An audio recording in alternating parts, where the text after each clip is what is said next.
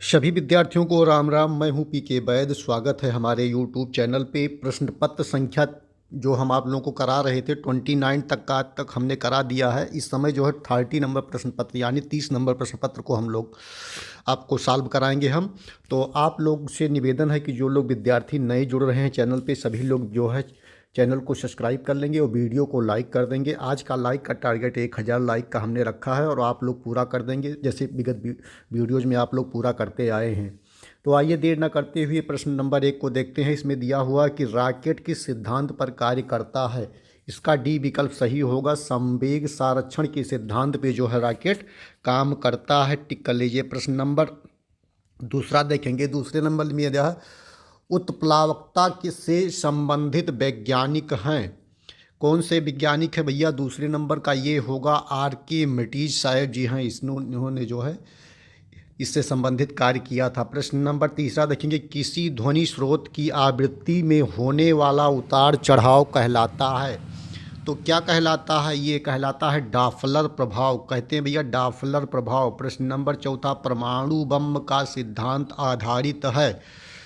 चौथे नंबर प्रश्न का कौन सा विकल्प सही होगा? ये विकल्प नाभिकीय विखंडन पर। किस पे आधारित है भैया? नाभिकीय विखंडन पर। प्रश्न नंबर पांचवा। द्रव्यमान ऊर्जा संबंध किसका निष्कर्ष है? द्रव्यमान ऊर्जा संबंध किसका निष्कर्ष है? पांचवें नंबर प्रश्न का आपका बी विकल्प सही होगा। सापेक्षता का सामान्य सिद्धांत। सापेक्षता का सामान्य सिद्धांत पर जो है ये निष्कर्ष निकलता है। उसके बाद देखेंगे ब्रह्मांड प्रसारित हो रहा है। यह कथन किसका है? किसका है? किसने ये इस कथन को कहा है? छठवें नंबर का बी विकल्प सही होगा।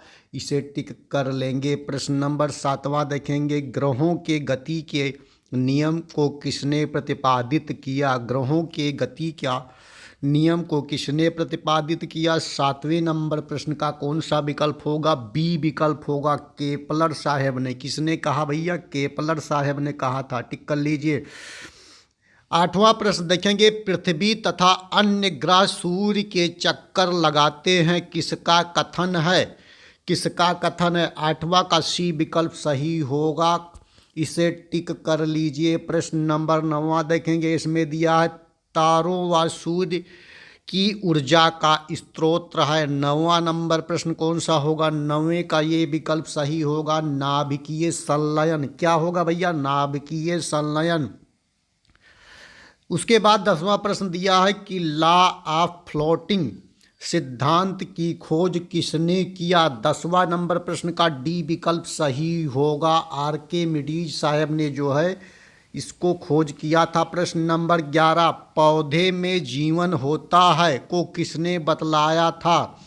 पौधों में जीवन होता है को किसने बतलाया था? 11 नंबर प्रश्न का ये विकल्प सही होगा। जेसी बोस साहब ने। किसने भैया? जेसी बोस साहब ने बतलाया था। प्रश्न नंबर 12। आधुनिक एंटीसेप्टिक सर्जरी का जनक हैं।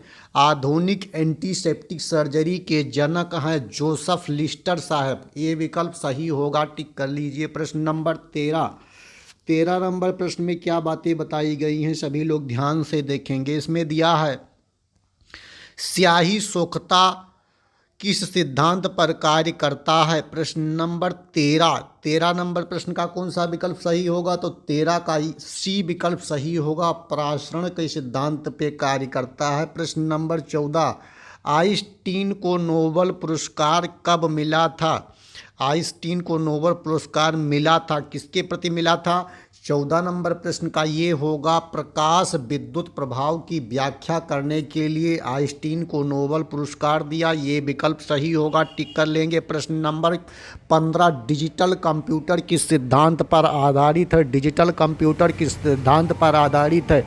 डिजिटल कंप्यूटर किस सिद्धांत पर आधारित है? ये बहुत ही महत्वपूर्ण प्रश्न है। ये विकल्प सही होगा। गणना के सिद्धांत पे आधारित है। किस पे आधारित है भैया? गणना के सिद्धांत पर आधारित है डिजिटल कंप्यूटर। टिक कर लेंगे। प्रश्न नंबर 16वां देखेंगे, क्वार्ट्ज घड़ियां किस सिद्धांत के अनुसार कार्य करती हैं। 16 नंबर प्रश्न का आपका डी विकल्प सही होगा। दाब विद्युत प्रभाव के सिद्धांत पर क्वार्ट्ज घड़ियां जो है काम करती हैं। प्रश्न नंबर 17, विद्युत मोटर किस सिद्धांत के अनुसार कार्य करती है। 17 नंबर प्रश्न का आपका ये विकल्प सही होगा। फैराडे साहब के नियम के अनुसार विद्युत मोटर कार्य करती है। प्रश्न नंबर 18, परमाणु घड़ी निम्न में से किस प्रभाव के अंतर्गत कार्य करती है। 18 नंबर प्रश्न का आपका कौन सा विकल्प सही होगा। इसका बी विकल्प सही होगा, इसे टिक कर लीजिए। प्रश्न नंबर 19वां देखेंगे, लेसर किस सिद्धांत पर कार्य करती है। 19 नंबर प्रश्न का ये विकल्प सही होगा, विकिरण का उद्दीप्त उत्सर्जन होगा, इससे जो है टिक कर लेंगे। प्रश्न नंबर 20वां देखेंगे। 20 नंबर प्रश्न में दिया है कि रडार की कार्यप्रणाली किस सिद्धांत पर आधारित है। 20 नंबर प्रश्न का कौन सा विकल्प सही होगा, तो इसका आपका सी विकल्प सही होगा। रेडियो तरंगों का अपवर्तन के सिद्धांत पर आधारित होती है। प्रश्न नंबर 21, हाइड्रोजन बम आधारित है। 21 नंबर प्रश्न कौन सा होगा, हाइड्रोजन बम नाभिकीय संलयन पर। किस पर भैया, नाभिकीय संलयन पर। प्रश्न नंबर 22, लेजर का नियम है। लेजर का नियम है। 22 नंबर प्रश्न का आपका कौन सा विकल्प सही होगा, ये विकल्प द्रव्यमान संरक्षण का नियम लेजर का नियम होता है। दिया हुआ है कि पृथ्वी की आयु ज्ञात करने में प्रयोग होता है। पृथ्वी का जीवन जो है ज्ञात करने में, उम्र ज्ञात करने में कौन सा प्रयोग हुआ। 23 का आपका सी विकल्प सही होगा। यूरेनियम डेटिंग बोला जाता है। क्या बोलते भैया, यूरेनियम डेटिंग। प्रश्न नंबर 24, जीवाश्मों व पेड़ पौधों की आयु ज्ञात करने में प्रयोग की जाती है। 24 नंबर प्रश्न का ये विकल्प सही होगा, कार्बन डेटिंग प्रयोग। प्रश्न नंबर 25, स्टोक्स का नियम संबंधित है। स्टोक्स का नियम संबंधित है। 25वें का आपका बी विकल्प सही होगा, द्रव में गिरती हुई गोली से संबंधित है। प्रश्न नंबर 26, किसी चालक के सिरों के बीच विभवांतर उसमें बहने वाली धारा के समानुपाती होता है, यह नियम है। 26 नंबर प्रश्न का कौन सा विकल्प सही होगा, डी विकल्प, ओम का नियम है। क्या है भैया, ओम का नियम है, इसे टिक कर लेंगे ओम के नियम को। प्रश्न नंबर 27, सल्फाइड अयस्कों की सांद्रण की विधि है।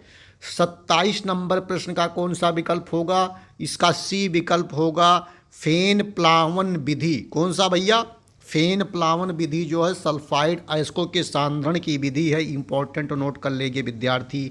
प्रश्न नंबर 28, अयस्कों के से चुंबकीय अशुद्धियों को दूर करने के लिए प्रयुक्त की जाने वाली विधि है। 28 का आपका बी विकल्प सही होगा, चुंबकीय पृथक्करण विधि बोला जाता है। 9 देखिए, इसमें दिया कि प्राकृतिक वर्ण सिद्धांत का प्रतिपादन किया। 29 का डी विकल्प सही होगा, डार्विन ने। किसने किया था भैया, डार्विन ने प्राकृतिक वर्ण के सिद्धांत का प्रतिपादन किया। 30 नंबर प्रश्न है, जीव द्रव्य जीवन का भौतिक आधार है, यह मत दिया। जीव द्रव्य जीवन का भौतिक आधार है, यह मत किसने दिया था। 30 का ये होगा, क्या होगा भैया, ये होगा हेक्सले ने दिया था।